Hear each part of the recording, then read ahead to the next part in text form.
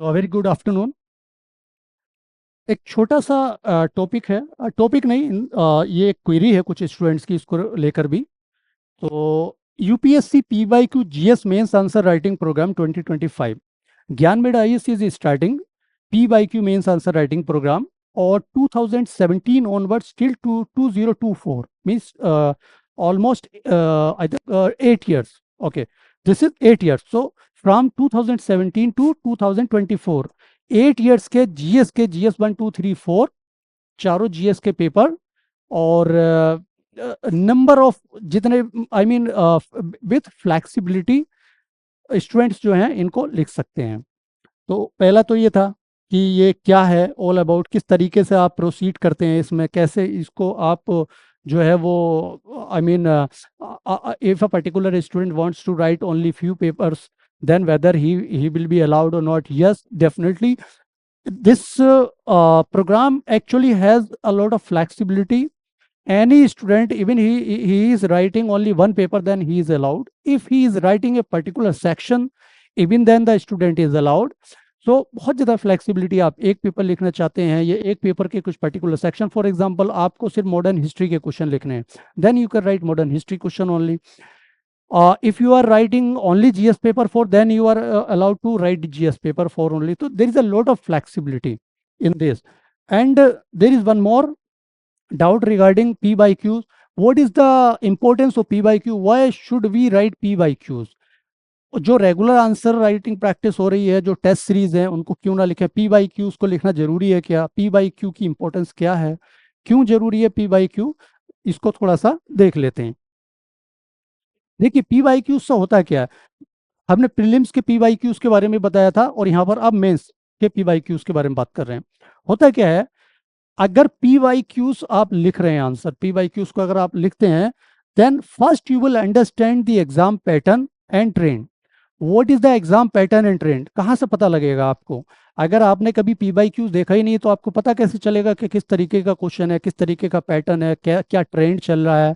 ठीक है, so you will understand the pattern and trend. Pattern and trend ये होता है कि अगर आप देख रहे हैं क्वेश्चन को रेगुलरली जो यूपीएससी ने पूछे हैं, और आप देखिए, मैं थोड़ा सा इसमें बता दूं, होता क्या है कि कुछ टॉपिक्स हैं प्रीलिम्स में तो इतने वेल डिफाइंड नहीं है syllabus, but in mains we have very well defined course और वेल डिफाइंड टॉपिक्स उसमें हैं, और यूपीएससी ज्यादातर उन्हीं टॉपिक्स से जो है वो क्वेश्चन फ्रेम करता है. तो आपका सिलेबस बहुत ही वेल डिफाइंड है, तो वहां पर कुछ थीम्स हैं, आई मीन कुछ टॉपिक्स हैं जो कि बार बार रिपीट होते हैं. फॉर एग्जाम्पल, जैसे आप representation of people act, representation of people act 1951, anti defection law,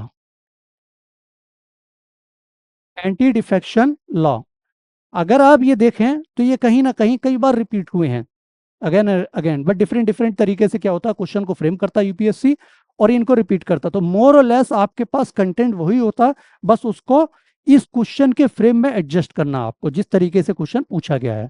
तो सबसे पहले तो इस पैटर्न का हमें पता लगता है कि इसलिए पी वाई क्यू की इंपॉर्टेंस है.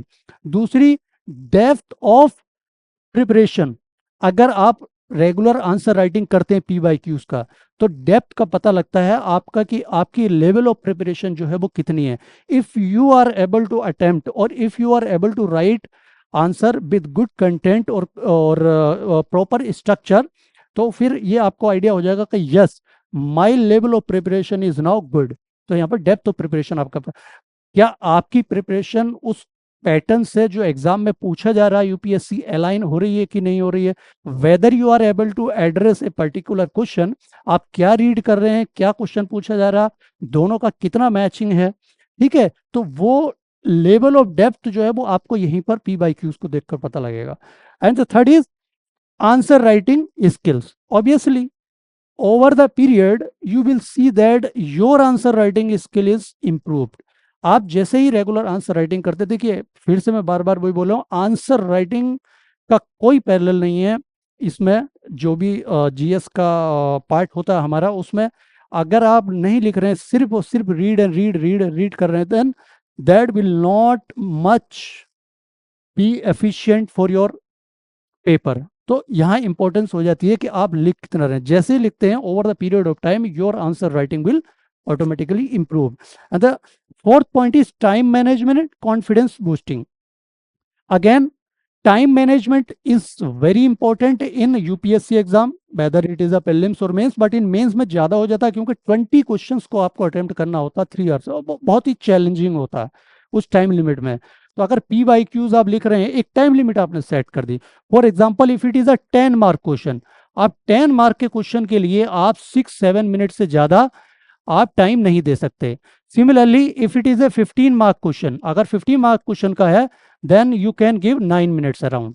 ठीक है, इस टाइम लिमिट में आप अगर आंसर राइटिंग कर रहे हैं PYQs को सेट करके, then automatically over a period of time you will realize that I am going to address the questions within the time limit।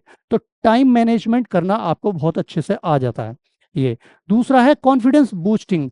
This is very important while you are attempting in while attempting the PYQs, confidence boosting. अब आपने किसी test series का कोई for example question को लिखा, आपने बहुत अच्छा आंसर लिख दिया, किसी भी वैल्यूएटर ने आपको मार्क्स भी दे दिए। बट अगर आप UPSC का क्वेश्चन लिखते हैं PYQs और बहुत अच्छा आंसर लिख देते हैं, then automatically your confidence level will be very high. Why?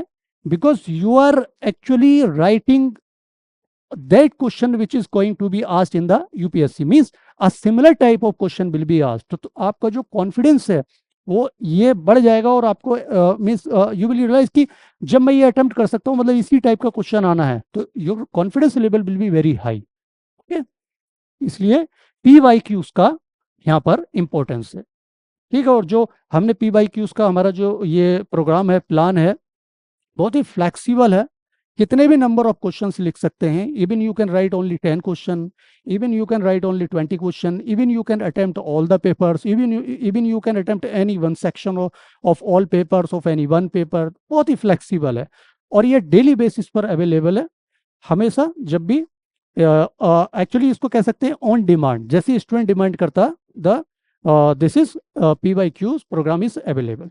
Okay, so I think ये क्वेरीज, ये जो भी डाउट्स थे, आई थिंक एड्रेस हो गए होंगे स्टूडेंट के। So thank you.